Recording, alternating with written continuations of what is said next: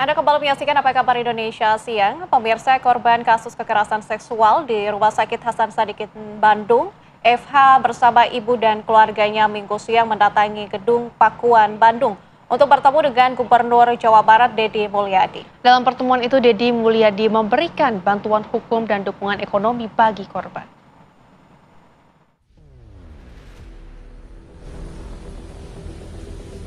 Korban kekerasan seksual di Rumah Sakit Hasan Sadikin Bandung oleh tersangka Dr. Residen Priguna mendatangi Gedung Pakuan Bandung untuk bertemu dengan Gubernur Jawa Barat Deddy Mulyadi pada Minggu siang. Pertemuan berlangsung tertutup. Korban FH bersama ibu dan keluarga berbincang dengan Deddy Mulyadi didampingi sejumlah kuasa hukum dari Jabar Istimewa. Deddy Mulyadi akan membantu perekonomian korban dan keluarga dengan menyediakan tempat tinggal sementara agar mental korban serta keluarga tidak terganggu dengan kasus yang tengah mengemuka. Bahkan Deddy pun akan memberikan bantuan hukum kepada korban dan 2 korban lainnya, termasuk menjadikan Gedung Pakuan sebagai layanan posko pengaduan korban kekerasan seksual di RSHS Bandung. Sehingga satu, alamatnya pindah. Tidak boleh ada orang yang tahu, kecuali saya yang tahu. Kemudian yang kedua, aspek komunikasi publik dan pendampingan yang bersifat yuridis, nanti ada pemeriksaan, nanti ada sidang di pengadilan, maka saya menyiapkan tim kuasa hukum. Free. Tim kuasa hukumnya hari ini sudah membuat surat kuasa, dan kemudian setelah itu tim kuasa hukumlah nanti yang bekerja untuk melindungi keluarga ini. Sebelumnya diketahui kasus dugaan kekerasan seksual yang dilakukan dokter residen di RSHS Bandung, sampai saat ini ada 3 orang. Selain FH, ada 2 orang korban pasien yang menjadi pelampiasan nafsu terlarang dokter residen Priguna. Priguna sendiri saat ini telah ditahan di Polda Jawa Barat. Dari Bandung, Jawa Barat, Cepi Kurnia, TV One mengabarkan.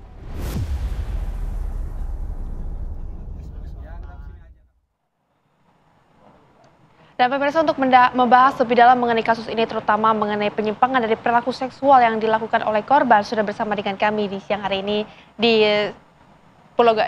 TCI ada Ibu Febriski Yahya selaku konselor dan juga seks educator. Selamat siang. Selamat siang. Oke, Mbak Febri, ini mungkin kalau dilihat dari perilaku seksual yang dilakukan oleh korban, apakah ini termasuk somnofilia atau seperti apa? Iya, oleh pelaku.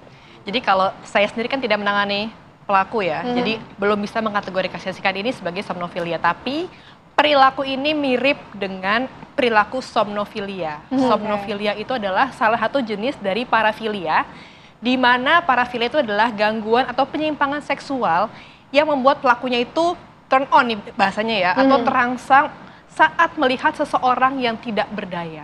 Gitu.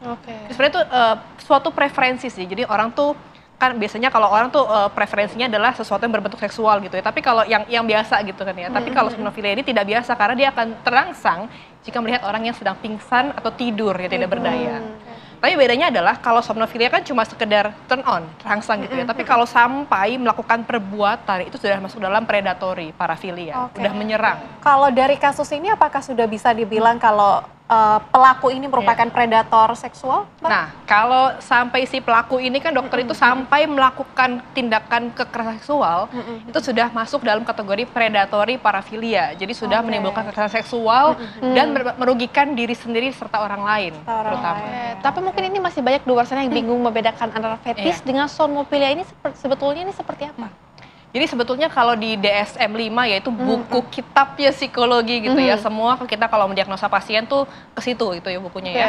Di situ adalah ada salah satu gangguan mental yakni parafilia tadi, gangguan seksual. Nah, di bawah parafilia itu ada banyak sekali gangguan seksual. Ada yang fetish ya kayak misalnya gilang bungkus kemarin ya. Ada yang voyeurisme, suka ngintip gitu ya. Ada yang fetish, ada yang exhibitionism yang dia mendapatkan kepuasan kalau menggesekkan alat kelamin ke orang atau mempertontonkan alat kelaminnya di depan umum. Nah, itu kan aneh-aneh ya. Kalau fetish itu adalah sesuatu yang dia terangsang pada objek non-seksual. Jadi lebih ke objeknya. Tapi kalau para somnofilia ini, dia lebih ke perilaku orang. Orang lagi tidur, dia turn on. gitu. Oke. Bedanya ini satu barang atau objeknya. Oke, Perilaku. Mbak Febri, ini mungkin bisa jadi pengetahuan untuk kita Iya, orang-orang betul awam sekali. yang sebenarnya kita tidak bisa mendeteksi orang ini Betul. merupakan orang yang menjadi somnofilia ini Somnofilia, atau iya. bukan. Ini cara melihat ciri-ciri mereka seperti apa, Mbak? Jadi somnofilia ini sebetulnya kalau di psikologi tidak ada alat tes khusus untuk mendeteksi somnofilia ini atau tidak. Tapi biasanya orang-orang yang berani jadi predator gitu ya, berani menyerang orang lain, itu orang-orang yang punya skor di bagian antisosial rendah, alias mereka menderita gangguan kepribadian antisosial. Oke. Jadi kalau kakak-kakak tahu yang serial killer, yang pemerkosa, yang serial rapist gitu ya, itu mereka semua punya ada ketidakseimbangan di otaknya tuh lah. Ada perbedaan di otaknya dengan orang yang lain. Kan orang lain kan normalnya punya empati. Kalau orang-orang dengan antisosial ini tidak. Mereka justru kalau lihat orang lain sedih atau terluka itu senang. Mereka punya ekspresi yang sebenarnya berbeda dengan orang sama pada lainnya umumnya ya. gitu. Jadi orang-orang antisosial itu memang cenderung bisa lebih terlibat dalam perilaku merusak lainnya. Gitu. Oke, tapi untuk gejala penyimpangannya sendiri, apakah bisa dilihat sejak dini gitu? Sebetulnya gangguan seksual tuh banyak yang dari kecil sudah ada bawaan gitu ya. Oke. Tapi baru bisa kelihatannya saat remaja, karena disitulah hormon seksnya baru berkembang. Oke.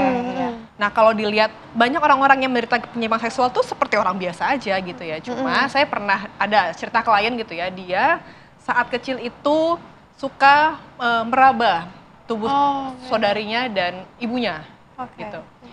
Itu bisa jadi salah satu gejala ya, walaupun belum diagnosa ya, gejala somnofilia. Kenapa? Karena dia merasa punya kontrol penuh atas korbannya. Biasanya orang-orang yang somnofilia ini merasa pengen menundukkan orang lain. Tapi kalau misalnya orang yang tidak berdaya kan dia merasa kontrol penuh, nggak dilawan gitu kan ya. Nah, Orang itu lagi dia punya- tidur, lagi nggak sadar, itu dia diserang. bisa mengontrol dari situ. Dan nggak dilawan gitu. Jadi dia punya masalah sama kontrol sebetulnya. Dia pengen mendominasi penuh sama korbannya. Tapi kalau kita lihat dari pelaku itu sendiri, sebenarnya kan dia sudah menikah. Betul. Ini bagaimana bisa kejadian seperti ini terjadi gitu, Mbak? Apakah ini memang tidak akan bisa terdeteksi oleh istrinya sebagai orang terdekat, orang tuanya? Atau gimana, Mbak? Kalau memang dia benar-benar ini yang mengalami somnofilia Ini ya? kalau ya, karena kita belum betul ya. sekali. Bisa jadi istrinya pun biasanya orang terdekat tidak tahu kalau orang terdekatnya bukanlah target dari sasarannya. Misalnya pedofilia. Pedofilia bisa menikah dengan perempuan dewasa, tapi dia tetap tertarik secara seksual sama anak-anak dan mungkin istrinya tidak tahu itu. Apalagi nikahnya baru. Perilaku itu tidak dia keluarkan pada orang-orang karena bukan terdekatnya. targetnya gitu kan. Mungkin bisa saja ekspresi seksualnya seperti yang biasa, seperti orang dewasa pada umumnya, tapi saat dia menemukan target yang jadi incarannya, nah itu baru keluarlah sifat itu. Tapi untuk menghilangkan hal tersebut, apakah perlu obat-obatan atau hanya cukup berkonsultasi saja kepada psikiater? Oke, jadi kalau misalnya benar ya, kalau benar. ini diagnosanya adalah somnofilia dan predatory paraphilia, itu kalau di luar negeri di sini memang seks terapis belum ada. Saya sih belum pernah dengar ya. Palingan itu ya misalnya dokter spesialis gitu yang bareng-bareng untuk menyembuhkan satu pasien yang dengan menderita ini gitu ya. Kalau di luar negeri terapinya sangat banyak. Ada grup terapi, ada cognitive behavior terapi. Jadi grup terapi itu dikumpulin orang-orang yang menderita gangguan yang sama. Ada cognitive behavior terapi CBT. Jadi misalnya kayak diajak ngomong untuk misalnya diajak ngomong kayak dia tertarik sama mayat atau nekrofilia gitu atau sama orang tidur. Kita diajak ngomong terus sama terapisnya bilang gimana bayangkan kalau itu adalah yang tidur itu adalah ibumu sendiri. Suruh bayangin terus. Ada terapi-terapi seperti itu gitu. Dan bahkan di luar negeri ada namanya orgasmic reconditioning yang di Indonesia sepertinya belum ada. Jadi sebetulnya terapi untuk para predator itu ya baru tadi psikoterapi yang konseling sama dibantu dengan obat-obatan. Karena ini kan memang dari kecil ya, maksudnya bawaan gitu ya. Jadi akan sangat sulit kalau cuma obat aja atau konseling aja, harus sangat kompleks gitu pengobatannya. Oke, Mbak Febri, kita juga masih akan mendalami bagaimana caranya orang yang memang sudah ada terdeteksi Somnofilia tadi ya. ini bisa diobati, tapi setelah jeda iklan yang satu ini, tetaplah bersama kami di Apa Kabar Indonesia Siang.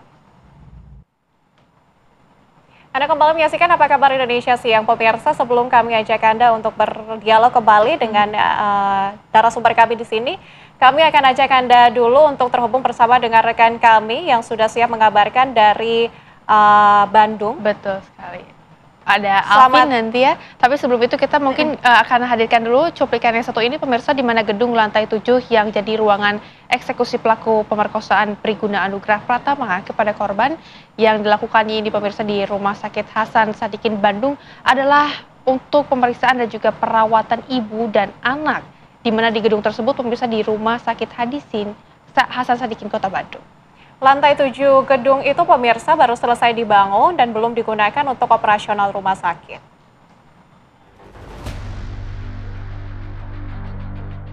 Usai melakukan olah TKP di gedung baru lantai 7 Rumah Sakit Hasan Sadikin Bandung, polisi masih menetapkan ada 3 korban perkosaan yang dilakukan dokter residen PPDS Priguna Anugrah Pratama. Pelaku memperkosa 3 wanita, yaitu 2 orang pasien yang sedang dirawat dan seorang keluarga pasien di sebuah ruangan di lantai 7 gedung baru Rumah Sakit Hasan Sadikin Bandung. Indikasi pelanggaran pidana juga Pak ke kelalaian dari rumah sakit, dan apakah itu bisa masuk ke ranah pidana Pak, atau itu harus delik laporan Pak? Tidak ada, itu kan hanya perorangan, bukan tim, istilahnya kan kalau pasien dokter anestesi itu kan dia memang ada timnya, tapi dia ini melakukan aksinya sendiri, seorang diri aja. Dan si ruangan itu dia memiliki kunci sendiri atau emang tidak dikunci atau gimana? Ruangan tidak dikunci, karena itu ruangan baru. Di sana akan digunakan untuk perawatan. Kondisi di lantai 7 gedung baru ini tampak bersih. Gedung baru ini dipersiapkan untuk ibu dan anak. Ada banyak ruangan untuk pemeriksaan, rawat inap, dan ruang bedah khusus wanita dan anak. Gedung ini diresmikan pada bulan Agustus 2024 lalu oleh Presiden ke-7 RI Joko Widodo. Sejak peresmiannya, lantai 7 gedung ibu dan anak ini belum digunakan oleh rumah sakit. Pelaku perkosaan Priguna Anugrah membawa ketiga korbannya ke salah satu ruangan di lantai 7. Sebelum memperkosa, Priguna memberikan obat bius terlebih dahulu kepada para korban. Sayangnya, pihak Rumah Sakit Hasan Sadikin Bandung enggan berkomentar saat ditemui wartawan. Pak, sedikit Pak dari RSAS gimana Pak? Tanggapannya Pak? Dari Bandung, Jawa Barat, Cepi Kurnia, TV One mengabarkan. Dan untuk memperbarui informasi terkini, pemirsa sudah terhubung bersama dengan kami, reporter TV One Alvin Saputra yang ada di Bandung. Alvin, silakan informasi Anda.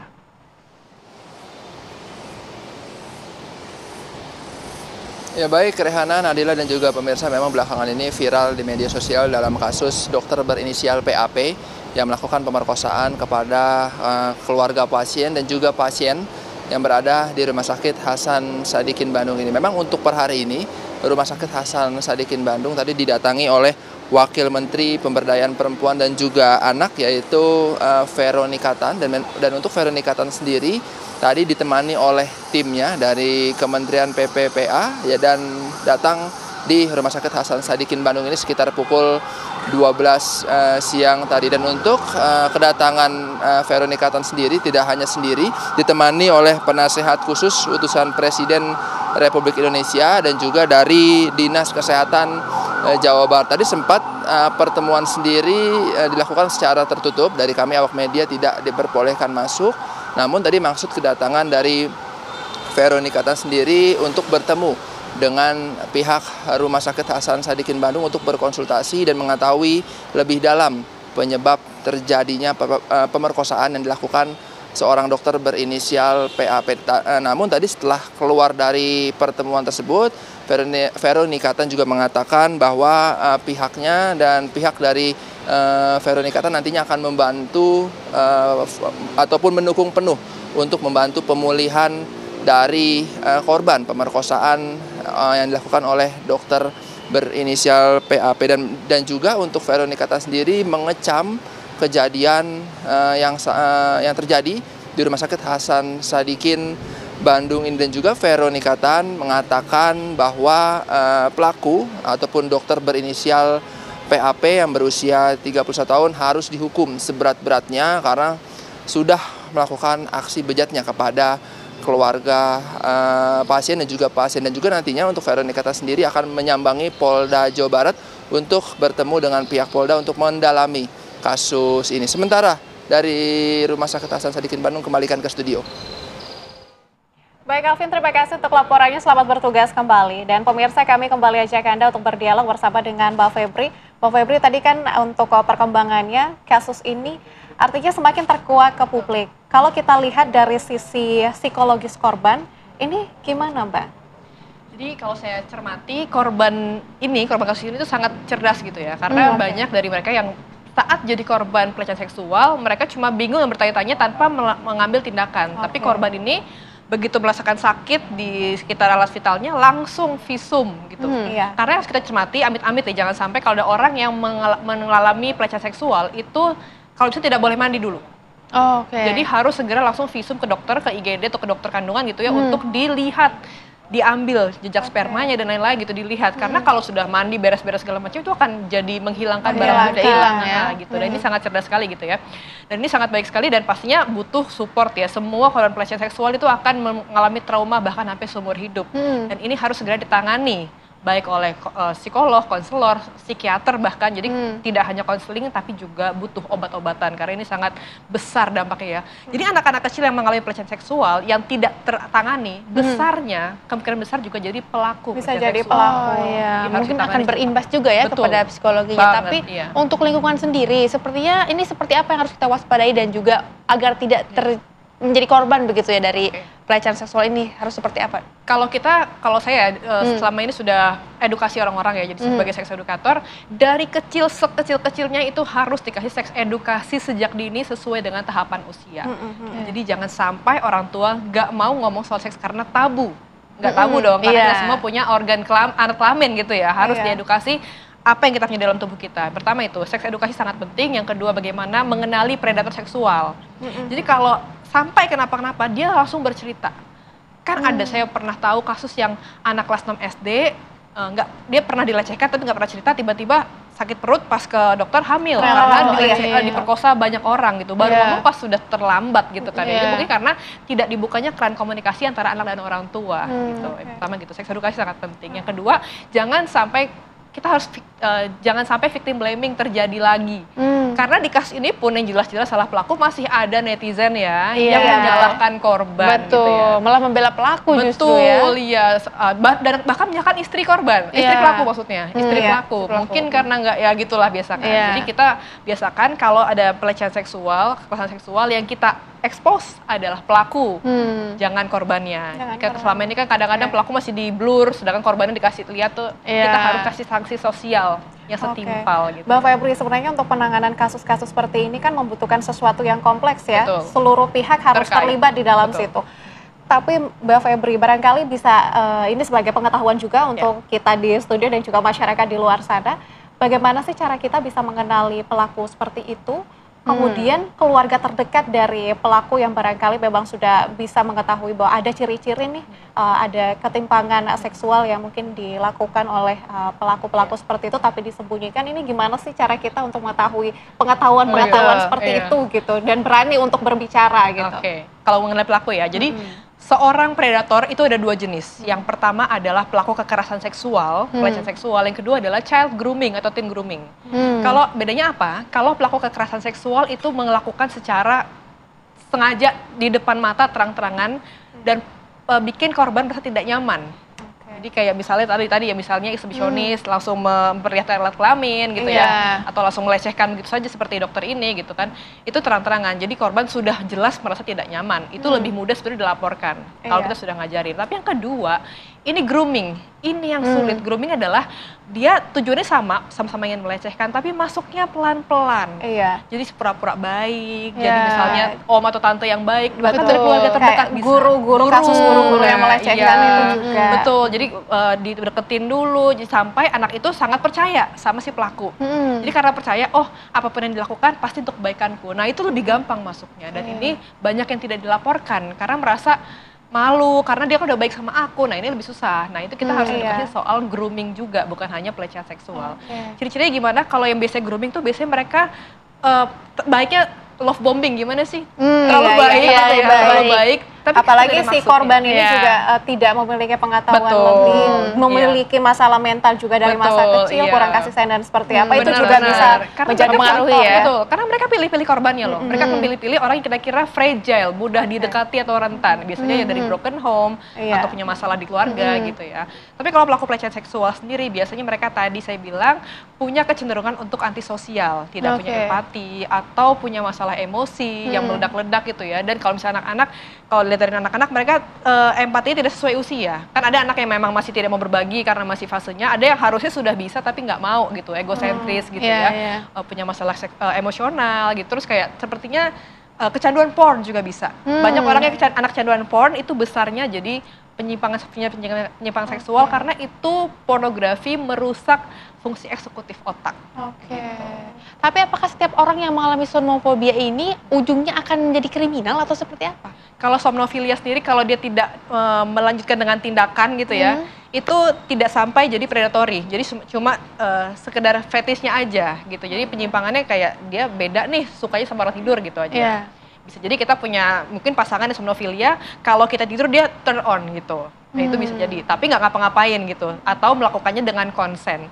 Tapi kalau sampai predatory somnofilia itu artinya dia sudah berani melakukan dan seperti dokter ini sudah ada terencana tindakan untuk melecehkan gitu. Jadi nggak semuanya, tapi mostly itu karena sudah masuk predatory somnofilia bisa jadi merugikan orang lain atau kekerasan seksual tadi. Maka Mbak Febriski, terima kasih untuk penjelasannya yang sangat menarik dan Betul juga jelas sekali. begitu ya. Tentunya kita berharap kasus-kasus seperti ini tidak pernah terjadi lagi dan tentunya kita juga berharap agar ada penanganan dari seluruh pihak sehingga kedepannya Indonesia juga tidak akan ada lagi kasus-kasus seperti ini terjadi. Terima kasih Mbak Febri. Terima kasih.